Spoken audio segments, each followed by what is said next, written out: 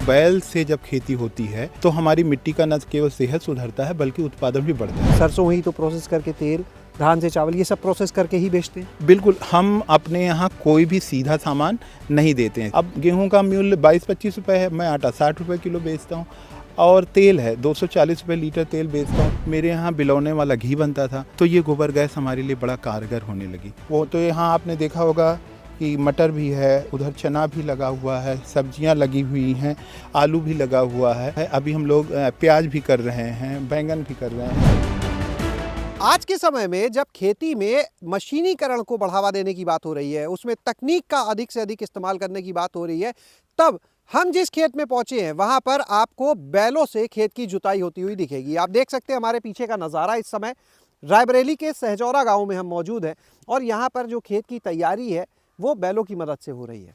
और जहां हम आए हैं यहाँ पर आपको ऐसी बहुत सी अलग अलग चीज़ें देखने को मिलेंगी। एक तरफ जहां बैलों का इस्तेमाल हो रहा है तो वहीं दूसरी ओर जो गोवंश का गोबर है, गोमूत्र है, उसको एक तालाब में इकट्ठा किया जाता है और उसके पानी से खेतों की सिंचाई होती है। यहाँ पर घी भी बनता है और तमाम फसलों की जो प्रोसेसिंग है वो भी की जाती है। और किस तरह से ये गोबर, गोमूत्र या प्राकृतिक संसाधनों से खेती बेहतर तरीके से हो सकती है, वही आप इस वीडियो में देखने वाले हैं। तो चलिए आपको मिलवाते हैं किसान शेखर त्रिपाठी जी से। शेखर जी, बहुत बहुत स्वागत आज आपका हमारे साथ गांव जंक्शन में। बहुत बहुत धन्यवाद और आप सभी लोगों का यहाँ स्वागत है। बैल से जब खेती होती है तो हमारी मिट्टी का न केवल सेहत सुधरता है बल्कि उत्पादन भी बढ़ता है, क्योंकि 18 कुंटल का जब ट्रैक्टर हमारे खेत में चलता है तो सूक्ष्म जीवाणु ही न केवल मरते हैं बल्कि मिट्टी की जो परत होती है वो भी सख्त होती जाती है। तो आप आगे चलेंगे और अंदर देखेंगे तो बहुत सारी ऐसी जो आपके जो हमारे प्रयोग हुए हैं खेती में वो देखने को मिलेंगे। बिल्कुल, चलते हैं। तो यानी जो कहा जाता है आजकल छुट्टा गोवंश की बात होती है, उस समस्या का समाधान इस मॉडल में हम देखने वाले हैं। बिल्कुल, न केवल छुट्टा जानवरों की समस्या का समाधान है बल्कि देश की सरकारों ने बैल चालित किसानों को प्रोत्साहन दिया है और मैं तो सरकार की तरफ से भी, किसानों की तरफ से सरकार से अनुरोध करूंगा कि हमारे प्रदेश की भी सरकार जो भी बैल से खेती करते हैं उनके लिए कोई प्रोत्साहन स्कीम लाए, जिससे कि इस तरह की खेती करने वालों को अधिक से अधिक उत्साहवर्धन। ये जो पूरा खेती का मॉडल आज आप देख रहे हैं इस वीडियो में, इसकी जो धुरी है, जो कह सकते हैं केंद्र बिंदु है, वो ये गौशाला है जहाँ पर हम मौजूद हैं। इस गौशाला में देसी गोवंश यहाँ पर मिलेंगे। शेखर जी, सबसे पहले तो आज आप इस पूरे मॉडल को हम चाहेंगे हमारे दर्शकों को बताएं क्या है। कोई भी समृद्ध किसान तब तक नहीं हो सकता है जब तक कि वो पशुपालन ना करता हो, क्योंकि अगर खाद की ज़रूरत है तो वो खाद तब तक नहीं ला पाएगा, बना पाएगा जब तक उसके पास पशु नहीं है। तो आप यहाँ पर देख रहे होंगे कि गाय हैं, गायों से माइक्रोब्स मिलते हैं जो सूक्ष्म जीवाणु होते हैं जो खेती के लिए बहुत ज़रूरी हैं। मेरे पास भैंस है, भैंस के गोबर में कार्बन की ज़्यादा मात्रा होती है। इसी प्रकार से कैल्शियम और फास्फोरस की ज़रूरत होती है। तो एक चीज़ तो हमें यहाँ इस व्यवस्था से मिलती है, वो है कबूतर के बीट्स। यहाँ 100 से अधिक कबूतर पले हुए हैं, उनके बीट्स और मुर्गी मुर्गा पले होंगे, देसी मुर्गी मुर्गा हैं, उनके बीट्स को हम मिला करके, और हमारा एक तालाब है जो पूरा पानी, यहाँ आप देख रहे होंगे यहाँ धुलाई भी हो रही है, या यहाँ पर ये पानी का कोई भी बूंद गिरेगा तो वो ऊर्जित तालाब है, उस तालाब में पूरा पानी जाता है। अगर थोड़ा सा यहाँ पर देखिएगा तो ये पूरा जहाँ ये गाय खाना खाती हैं, इस नाली के सहारे जब वो गौमूत्र करती हैं तो पूरा गौमूत्र तालाब तक जाता है और फिर हम उसकी खेती में मड पंप के द्वारा पूरी खेती यहाँ पर इस तालाब के पानी से ही होती है। तो जो हमारा उत्पादन है वो 30% उत्पादन पहले की अपेक्षा बढ़ा है। 2021 में जो हमारा धान का उत्पादन हुआ था वो पूरे रायबरेली ज़िले का सबसे अधिक पर हेक्टेयर उत्पादन था।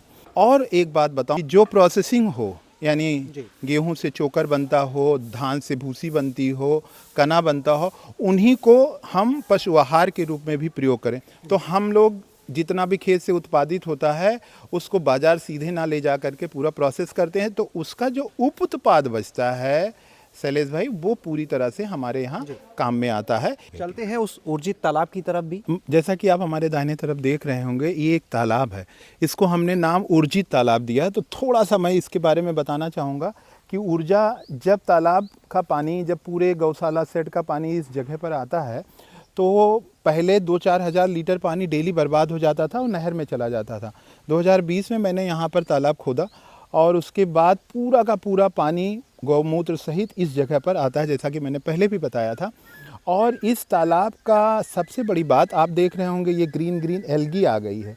तो ये नाइट्रोजन का बड़ा सोर्स होता है। इसको मड पंप के आगे मड पंप पड़ा हुआ है, मड पंप के माध्यम से पूरा खेत में जाता है। बागवानी में, खेती में पूरा काम इसी तालाब के माध्यम से होता है। 2 फायदे इस तालाब के कारण हुए हमें। एक तो जो जीवामृत या इस तरह का कोई खाद, जिसे लिक्विड खाद कहते हैं, वो खेत में बहुत ज़्यादा ज़रूरत होती थी। तो खेत में लिक्विड खाद पहुँचे, नाइट्रोजन पहुँचे, इसके लिए 10 एकड़ खेती के लिए एक बड़े व्यवस्था की ज़रूरत थी। इस तालाब के माध्यम से वो व्यवस्था पूरी होने लगी और उत्पादन, न केवल उत्पादन बढ़ा है, बल्कि आप बाएं तरफ देखिएगा, इस मिट्टी का 2 साल पहले 3 साल पहले टेस्ट हुआ था, तो 1% से अधिक ऑर्गेनिक कार्बन यहाँ पर था। एक बात थोड़ा सा और आगे हम इसी में जोड़ेंगे कि इस तालाब में आगे अभी देखेंगे आप, तो जितना स्लरी है गोबर गैस की, वो भी तालाब में आ जाती है। तो ये स्लरी में ह्यूमिक एसिड होता है और वह भी खाद के रूप में हमारे लिए प्रयोग में आ जाता है। मेरे पीछे आप देख रहे होंगे 100 घन फीट का ये गोबर गैस है। तो 2019 में मैंने ये गोबर गैस बनाया 100 घन फीट का। इससे पहले एक छोटा गोबर गैस मेरे पास था, लेकिन उससे पूरा भोजन नहीं बन पाता था।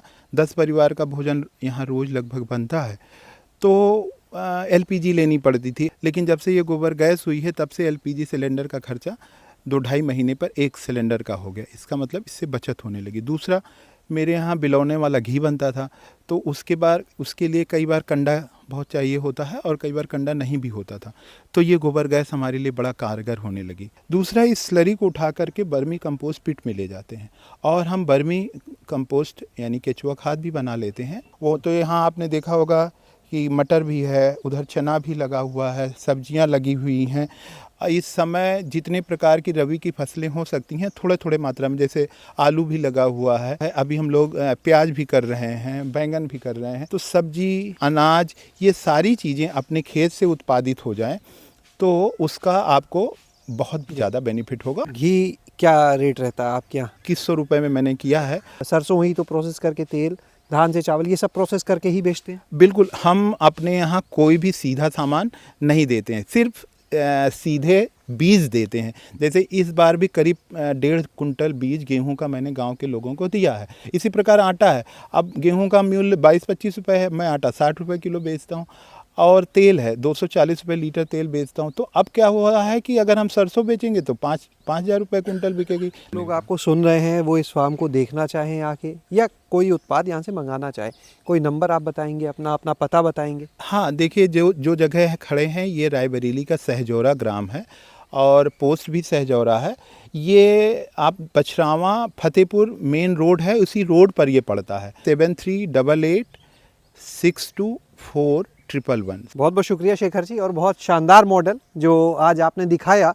और आपने देखा कि किस तरह से अगर आप जो पशुपालन है, खेती है, हमेशा कहा जाता है इंटीग्रेट करके चलिए, उन्हें एक साथ लेकर चलिए, तो आप खेती से एक अच्छी आमदनी ले सकते हैं। साथ में प्रोसेसिंग यानी जो खाद्य प्रसंस्करण की बात होती है, यानी मूल्य संवर्धन करने की जो बात है, उसके बिना आप खेती से एक अच्छा मुनाफा अगर सोचते हैं तो बड़ा मुश्किल हो जाएगा। लेकिन इस तरह के मॉडल को अपनाएंगे तो निश्चित रूप से खेती एक बहुत ही फायदे का सौदा लगेगी।